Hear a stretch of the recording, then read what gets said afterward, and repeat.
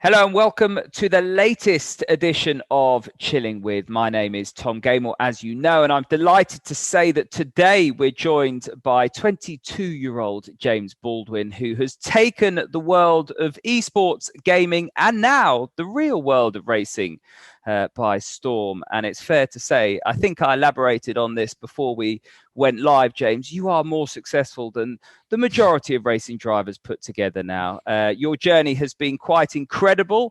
Reading up on it, you started off karting, you then stopped because of a lack of funds, which is, if you're into the world of motorsport, something that we hear all too often. But now you've reinvented yourself and actually you've gone full circle and you've been racing in the real world. We'll come back to that later on, but just tell us a little bit about your karting experience and how you got into motorsport. Well, firstly, Tom, great to speak to you. You've given me quite the intro there, and you've flattered me as well. I'm 23 years old. I'm actually getting on a bit now. So you've made me sound a lot younger, which is nice. But yeah, I've gone full send into the gaming world, as you can probably see. The karting started at 8 years old. Me and my dad just thought, well, I had a little bit of a knack for it, so we kept on going back for years, and then eventually went outdoor karting. By 16, I'd won a few championships, not at world championship level or anything like that, but eventually we ran out of money. But then we went into Formula Ford for like 2 races, again, ran out of money, and that was kind of it, really. So that was my real racing career in the early days. And then how long was it before you took up gaming or, the esports side of things? So I dropped out Formula Ford in 2015, and then I did nothing, or I went into engineering for 2 years, and then I started to get into the gaming stuff probably late 2017, early 2018. And that's kind of when that journey started, and it's kind of just gone from strength to strength, really. I started off with a wheel and pedals on a little desk with a TV, and it's slowly but surely turned into, a pretty cool room. So I think I read somewhere that it all started during a look around PC World. Is that right? PC World, yeah, it was. Me and my girlfriend, I think we went Pizza Hut, and then there was a PC World in the same retail park. Went in there, and there was a nice little sim setup for on sale, and I just bought it and give it a go, really. Yeah. And then in terms of sim racing, I know you are the world's fastest gamer 2019, but there's a big difference between gaming and esports.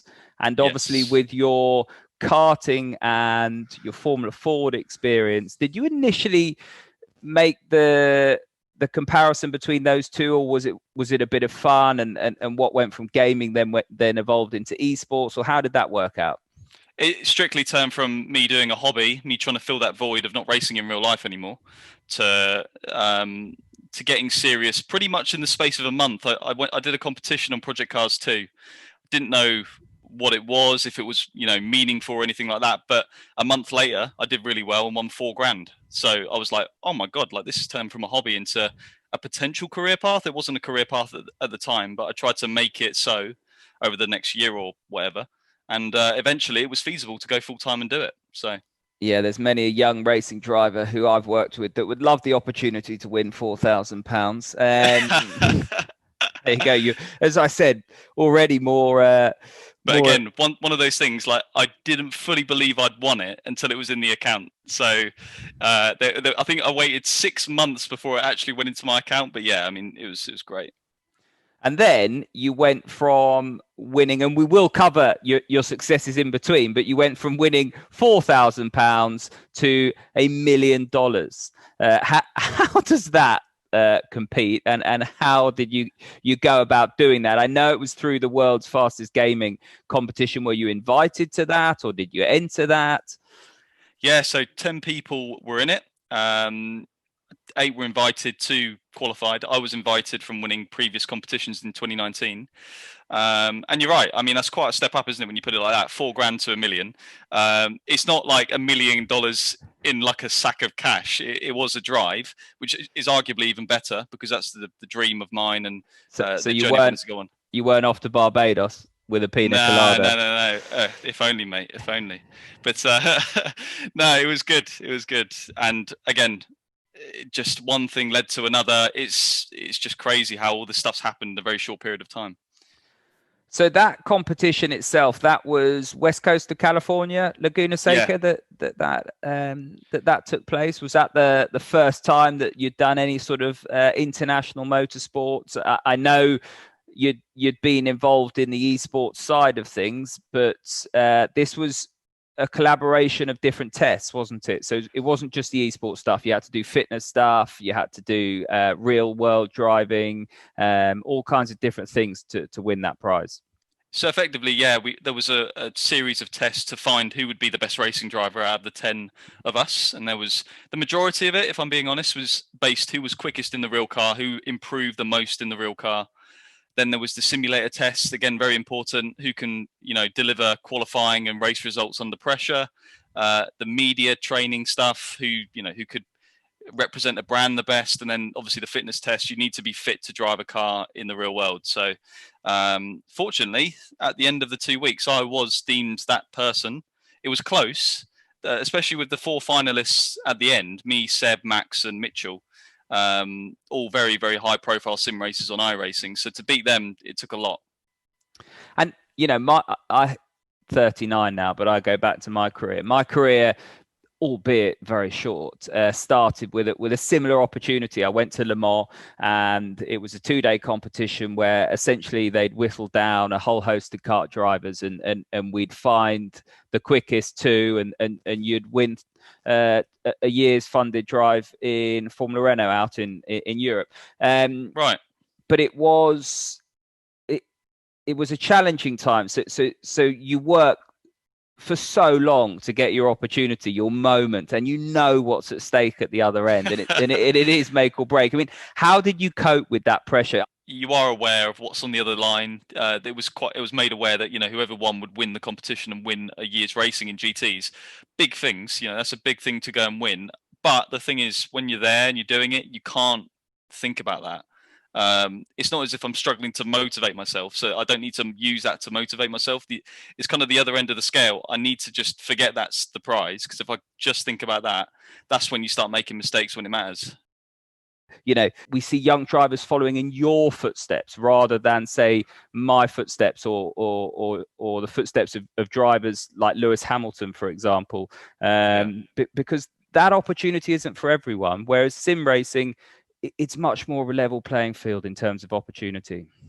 Yeah, barrier to entry is a lot lower. It's still quite a fragmented scene in terms of there's not a direct path from going to PC World, for example, into a year's GT racing. But it's one of those dynamic industries that something could pop up, like World's Fastest Gamer. I'm sure they're going to do future competitions. So there will be opportunities out there for people to do that.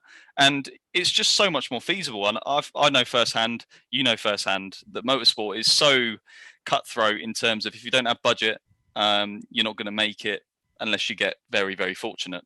And that's just how it is. So yeah, it's esports probably, I would say, is the future, but I think motorsport will still be there, and the traditional route will still be there if you have the money. Yeah, and I think it's a case of it's not either or, is it?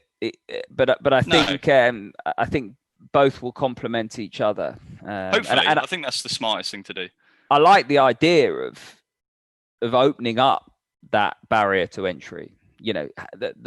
Having that talent pool at a grassroots that has the opportunity to push through the upper echelons. The older I get, the more I look at the sport and I think, well, the cream does rise to the top, and we have some incredibly talented athletes and individuals. But what about the drivers that never got the opportunity? People like yourself that are now taking the world by storm, and you have done that this year.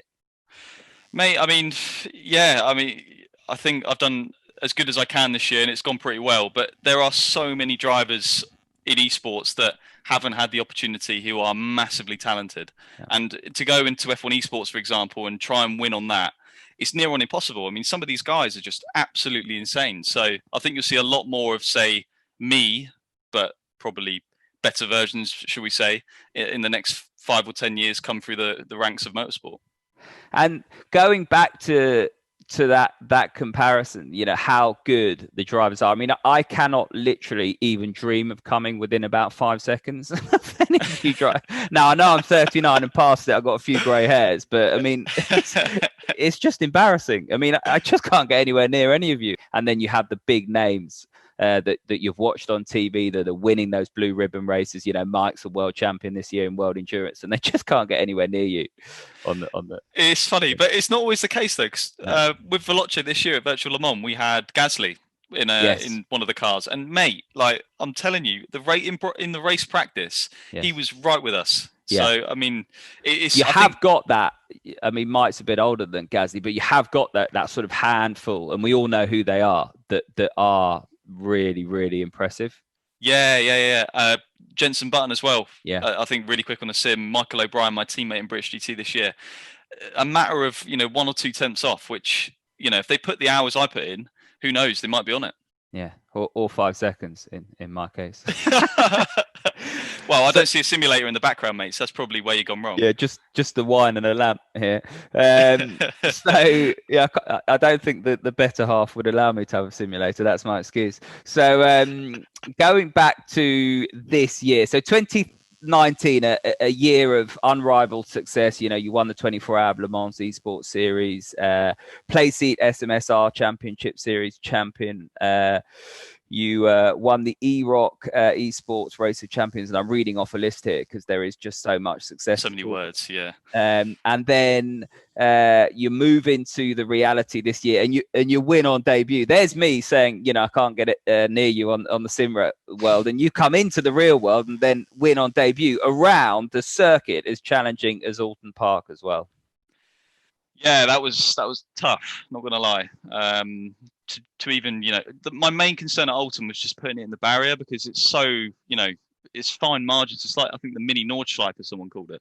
But what's fastest gamer, the competition itself, it does prepare you quite well for something like that because to win it you have to be ready. And I think I had some inner confidence going into Alton that I could do a good job to win on the debut. That was a really big surprise. And unfortunately, it was our only win. So that was, again, really annoying. And I felt like I was driving better at the end of the season, obviously, than at the start. So then where did you go after Alton Park? Because you visited some of the greatest circuits in the country, didn't you, in that British GT Championship? And it culminated in you going to Silverstone on the Grand Prix circuit with your team boss, Jenson Button, in the car next door with a chance of winning the championship. Yeah, so Donington, Brands, Donington again, and Snetterton, which was pretty rough, not going to lie, and Silverstone. So, yeah, the Silverstone one was particularly good. I think Brands Hatch would probably be my favourite track of the year. Indy or Grand Prix? Grand Prix. Yeah. Awesome. That is a lot, a lot more restricted than you think before you go around there. It's a lot tighter around the back, isn't it, than you think? Yeah. And it's just so fast. I mean, you don't go below third gear or fourth gear. And with the downforce of a GT3, it just felt immense. But with the final round at Silverstone, obviously having Jenson on the other side of the garage, very interesting and, a bit surreal, to be honest. But and he's done a few miles around the Grand Prix track. Yeah, I remember. And then you out-qualified him, didn't you? Yeah, but the cars were different. Yeah, the cars were different. I'm not saying I'm no way 8 tenths quicker than Jenson Button in a real car. But that was the case that weekend. So no, it was unfortunate for them. They had a bit of an issue with their car. But I think the McLaren that weekend wasn't as strong as we thought it would be. So we finished third, but I really thought we'd go into Silverstone and win it. So after round one as well, you win the first round, you automatically turn your eyes to the championship, and we didn't win it. So again, not ideal, but it was still a great year. But, exactly that. Busy man. Right, listen, James, you've been a fabulous guest on First 11. I think you're going to do a challenge for us, aren't you? Or something. I believe so. Like that. Yeah. So do you know what circuit you're going to drive? Not yet. Well, probably Suzuka. I've played down my hopes of beating your challenge. I'm sure everyone that goes to First 11 Fun will get a lot closer than I do. But you've been a fabulous guest. I think everyone will agree. And Cheers, from me and everyone at First 11, we wish you all the success for your final races this year in the F1 Esports Championship, but also for 2021 and years after, mate. Thank you very much, Tom. Pleasure.